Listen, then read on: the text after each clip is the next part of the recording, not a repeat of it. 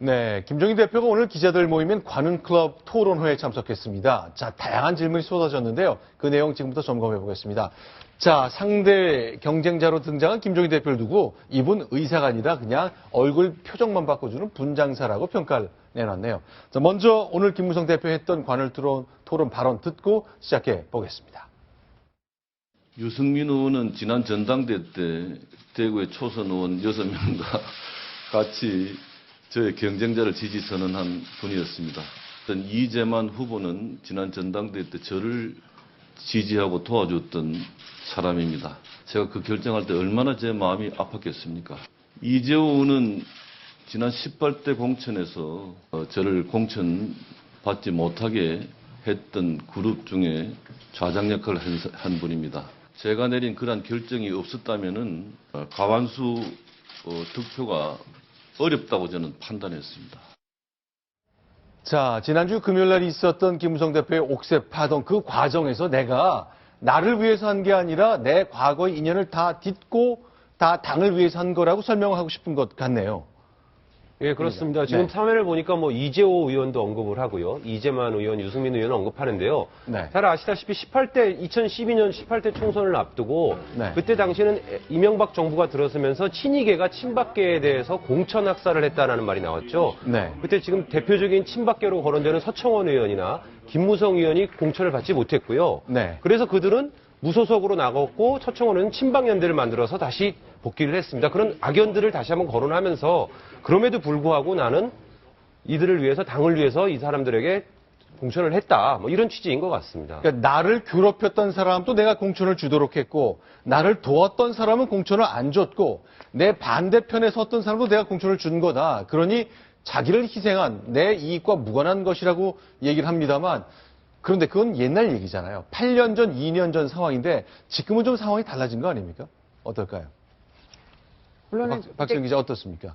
네, 지금은 그랬던 거죠. 하지만 아까 말씀하신 것처럼 유시민 의원이랑은 유승민 의원. 예, 유승민 의원이랑은 어쨌든 그때는 굉장히 사이가 안 좋았고 서청원 전당대회 때 유승민 의원이 서청원 대표를 그러니까 최고위원을 지지를 하면서 네. 굉장히 사이가 안 좋았던 과거를 지금 얘기를 하고 있지만 지금은 오히려 유승민 의원과 서청원 그 최고위원과의 관계가 좀 오히려 악화된 상황이잖아요. 네. 그러다 보니까 이것 때문에 내가 나를 희생했다라고 이야기하기에는 좀 어폐가 있는 부분이 있지 않나 이런 생각이 듭니다. 이거는 이제 사사로운 감정을 떠나서 내가 이런 결단을 내린 거다 이렇게 얘기를 했지만은 김무성 대표에게 이번 공천 과정에서 가장 비판이 쏟아졌던 것은 대표가 왜 이렇게 무기력하냐, 네. 아무 힘도 쓰지 못한다 이런 비판이 쏟아졌기 때문에 늦추다가 막판에 이런 결단, 옥새파동이라는 결단을 내린 건데요. 네. 그러니까 본인이 어떤 누구와 친하고 누구와 관계가 있고 없고를 떠나서 그런 여러 가지 여론에 좀 떠밀려서 네. 또 이런 결단을 내리게 된 게 아닌가 생각을 하는데 거기에 대해서 이제 본인이 이렇게 해명을 한 겁니다. 자, 워낙 오늘 있었던 오후 2시에 있었던 저 관훈클럽 토론이 원래는 지난주에 예정돼 있었던 거잖아요. 그야말로 새누리당 공천 갈등의 한 복판에 있었던 그 예정이 됐던 건데 일단 굉장히 민감한 시점이기 때문에 미뤘던 건데요. 자, 이 얘기는 어떻습니까? 지금부터 또 그 공개해드릴 김무성 대표의 답변을 보면요. 무소속 후보를 어떻게 다뤄야 될지도 나오고요. 내가 얼마나 역시 똑같은 얘기입니다만 사익을 추구하지 않은 사람이었는지에 대한 설명이 나오는데 여러분들은 어떻게 들으실지 모르겠네요. 확인해 보겠습니다. 제가 18대 경험해 본 바에 의하면은 괜히 무소속 후보 건드리면 자꾸 커지고 그래서 그냥 그 지역 주민들에게 판단을 맡기는 것이 선거에 도움이 된다라고 저는 생각을 합니다. 저는 계보가 없는 사람입니다.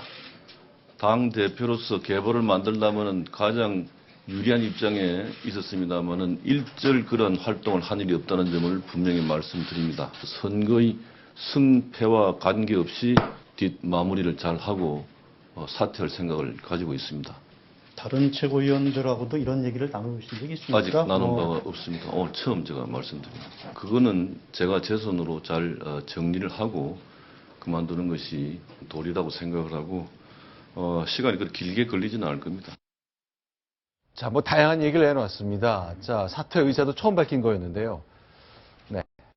저기서 이제 계보를 만든 적도 없고 계보에 들어간 적도 없다는 말씀은 반은 맞고 반은 틀리겠죠. 왜냐하면 네. 이제 표면적으로 말했을 때 김무성 대표가 그런 부분을 없대겠다고 당 대표 자리에서 강조해온 건 사실입니다만 네. 정치권에서 계파라고 하는 게 계보라고 하는 게 본인이 만들겠다고 만들어지는 게 아니라 이해집산 관계에 따라서 어쩔 수 없이 만들어가고 들어가는 거 아니겠습니까? 네. 김무성 대표 본인도 공천학설 이후에는 이른바 공천학설 이후에는 친박이라는 이름으로 같이 나와서 활동을 해서 당선이 돼서 다시 들어갔던 경력도 있고 그렇죠. 그전에 유승민 의원 같은 경우 그럼 지금 한참 문제가 된 유승민 의원은 그전에 친박 중에 한 사람이었지만 또 사실 더 거슬러 올라가면 이회창 대선 후보 만들려고 했을 때 이명박 정권 때 그때도 들어왔던 분 아니겠습니까? 그래서 정치권의 개파로 가는 게 사실은 본인이 만든다고 된다지 않는다는 의미에서는 저 말은 틀린 말이지만 한편으로 또 이제 거긴 대표로서 나는 이제 더 큰 그림을 그리겠다는 말씀을 하신 거라면 또 맞는 얘기겠죠. 근데 실제로 김무성 대표 같은 경우에는 네. 어느 정도 맞는 부분이 있습니다. 왜냐하면 이 예비 후보들 중에서 그 김무성 대표가 자신이 그 선거사무 개소식을 할 때 좀 와줬으면 좋겠다 이렇게 요청한 후보들이 꽤 있었거든요. 네. 그럼에도 불구하고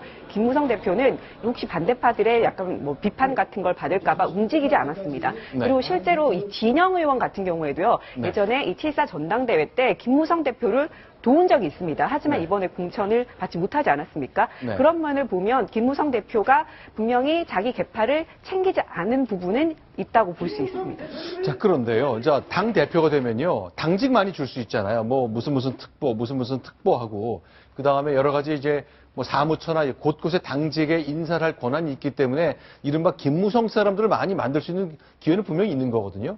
그런데 자기는 이제 김무성 대표 본인은 난 계파를 만들지 않았다고 하지만 이번 공천 과정에 유승민계는 다 떨어지고 김무성계는 다 공천받았다. 이런 분석 기사가 많이 나왔잖아요. 물론입니다. 본인은 공개적으로 내지는 뭐 전면적으로 개파 사람 심기 이런 걸 안 했다고 주장을 하지만 네. 총선 이후에 이제 정치부에서 여러 가지 정치 분석가들이 판단하기에는 이번 총선이 끝나면 김무성 개파가 적어도 50명 이상 될 거다라는 예측이 나오고 있거든요. 이건 네. 뭐냐 하면 김무성 대표가 가까운 사람들이 김무성 대표가 힘을 썼는지 안 썼는지 확인은 못하지만 네. 상당 부분 공천을 받은 건 사실입니다. 네. 그렇기 때문에 그분들이 다 살아 돌아오게 되면 결과적으로 김무성 계보가 될 거다라는 예측이 나오고 있는 거고요. 실제로 이제 경선 치른 곳 중에 현역 의원들이 많이 붙었잖아요. 승리했기 때문에 결국 김무성 대표가 100% 관철을 못했지만 부분적으로 강력하게 요구해서 밀어붙였던 전화 여론조사에 따른 승자가 됐기 때문에 김무성 대표의 덕을 좀 봤다고 느낄 의원도 좀 있을 가능성이 좀 있습니다. 자, 그러면 이제 7월 달 전당대회 있으니까 7월 13일입니다. 바로 날짜가 정해졌죠. 2월 13일, 그러니까 2년에 보통 당대표를 한 번씩 다시 뽑는데 네. 사실은 7월 13일에 새로 뽑아야 되는데요. 오늘 김무성 대표의 발언 중에 가장 깜짝 놀라게 했던 것이 바로 총선 결과랑 상관없이 난 사퇴하겠다. 네. 라는 겁니다. 아주 선대적 사퇴로. 항상 총선이나 모든 선거가 끝나고 나면은 당대표가 물러날 것인가 말 것인가로 항상 뒤가 더 시끄러운데요. 폭풍이 일기도 하는데 아예 김무성 대표는 결과 상관없이 내가 먼저 물러나겠다라고 선제적인 사퇴론을 꺼내들었습니다. 당대표가 저도 이렇게 발언하는 건 최근 선거 치르면서 처음 보는 건데요. 아마도 선거 치르고 나서 이 옥새, 논란 이런 것들의 폭풍이 예상되는데 오히려 그런 논란을 줄이면서 내가 물러나는 초강수를 두겠다. 이렇게 배수의 진을 쳤다는 생각도 드는데요. 이제 조기 전당대회가 바로 네. 선거 끝나면 이뤄지면서 총선 이어서 친박, 비박 간에 어떤 또 심판이 이어질 전망입니다. 자, 그러면요. 이제 상대당의 대표인 김종인 대표에 대한 평가도 내는데 앞서 소개해드렸듯이 그분은요. 본질을 바꾸지 못합니다. 그냥 분장 정전을 하는 거지요라는 평가를 내놨습니다. 들어보겠습니다.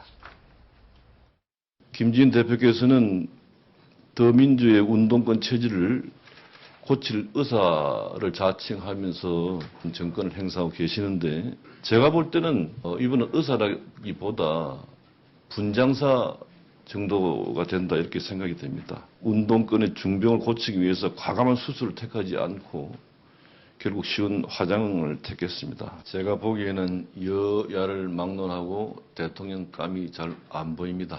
반기문 총장께서 그런 생각이 있으시다면은 자기의 정체성이 맞는 정당을 골라서 당당하게 선언하시고 우리 새누리당은 환영합니다. 자, 결정 유지한 이제 야당 취재하고 있는 동아일보 정치부에서 야당을 취재하고 있는데요. 자, 김종인 대표 얘기처럼 분장사일 뿐이다. 근본적으로 새누리당 시각에 볼 때는 운동권 체질에 깃들어 있는 야당을 바꾸지 못하고 있다고 평가했습니다. 내부에서는 어떻습니까? 며칠 전에 동아일보에서 제가 쓴 기사를 잘 읽어보신 것 같은데요. 네. 내부에서 나온 얘기입니다. 김무성 대표가 먼저 저렇게 얘기하기 전에 네. 민주당 안에서, 더불어민주당 안에서 몇몇 김종인의 그 개혁을 저항하는 세력을 지칭해서 네. 운동권 세력들이 김종인 대표는 수술을 하려고 했지만 네. 그들이 그것을 거부하고 그들은 화장을 해주는 것만 원했다. 이런 내부 비판이 나왔었고요. 네. 지금 최종적으로 어떻게 될지 그거는 아직은 진행형이죠. 이제 총선 이후까지도 김종인 대표는 계속 수술을 하겠다라는 의사를 밝혔기 때문에요. 네. 총선 이후에 김종인 대표의 역할 이런 것들을 보고 나서 판단해야 될 것 같습니다. 그런데요, 이제 이른바 그동안에 당의 주류를 맡았던 친노 주류, 뭐 김종인 대표는 운동권 체질이라고 말하는데 그분들이 볼 때 난 수술하러 왔다라고는 하는 김종인 대표 기분 나쁠 수 있겠습니다. 어떤가요? 상당히 기분이 나쁘겠죠. 그렇지만 오죽하면 우리가 저런 분을 모셔서 우리 당의 운명을 맡겨야 되느냐에 대한 반성도 분명히 있는 거고요. 그리고 잘 아시다시피 김종인 대표가 처음 오고 나서 한동안은 완전히 시체가 될 뻔한 더불어민주당이 살아나지 않았습니까? 그 부분에 대해서는 또 고마움을 표시하고 있는 거죠. 자, 그럼 이제 새누리당에서는요, 여론조사에 보면 대통령 지지율 이런 거 보면 새누리당 내에서 1위를 계속했던 게 김종인 대표인데, 죄송합니다. 김무성 대표인데, 오늘 이렇게 얘기했잖아요. 대통령감이 주위에 둘러봐도 안 보인다. 스스로를 포함한 얘기지만 뭐 문재인, 안철수 뭐 별거 없다 그런 뜻입니까? 결국 그런 식으로 얘기할 수밖에 없는 네. 상황이시죠. 왜냐하면 올 초하고도 봐도 계속해서 지지율이 내로 떨어져가고 있는 거고, 심지어 새누리당 내부에서는 오세훈 전 시장한테도 이러다 밀리는 게 아니라는 얘기가 나올 정도가 되다 보니까 네. 김무성 대표로서는 최근에 그래도 총선의 공천의 마지막 과정에서 이른바 옥새파동이라는 것까지 이렇게 가면서 네. 대표로서의 어떤 역할 같은 것은 조금은 했다라고 볼 수 있는 상황이 됐으니까 이제 네. 정지 작업에서 이제 처음부터 다시 시작한다는 것을 스스로에게 다짐하는 의미에서 남들도 다 비슷비슷하다라고 좀 깎아내리신 게 아닌가 싶습니다. 자, 대통령감은 없다. 난 총선 끝난 후 결과와 관계없이 당을 떠날 것이다. 결국 대선 행보 시작하겠다는 뜻으로 봐야 되겠죠. 책 얘기가 나왔는데 대통령 후보에 출마하는 분들 대체로 책 쓰잖아요. 나는 그동안 자서전 쓸 생각이 없었는데 난 생각이 생겼다고 밝혔습니다. 역시 간접적인 대권 도전의 그 징후로 봐야 될 것 같습니다. 자, 그런 김무성 대표 대구로 지금 떠났습니다. 기차 안에 있을 것 같은데요. 자, 대구의 얘기를 지금부터 본격적으로 나눠보겠습니다. 순위 먼저 확인하겠습니다.